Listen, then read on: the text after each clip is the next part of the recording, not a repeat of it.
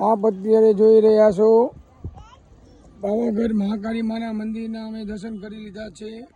અત્યારે દર્શન કરીને અમે ભદ્રકાળી માતાના મંદિરે પણ દર્શન કરી આવ્યા।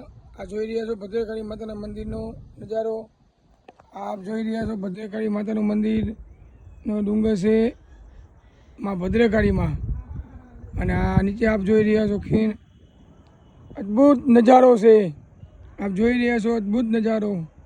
એ નીચે ખીણ છે જે આપ નિહાળી રહ્યા છો।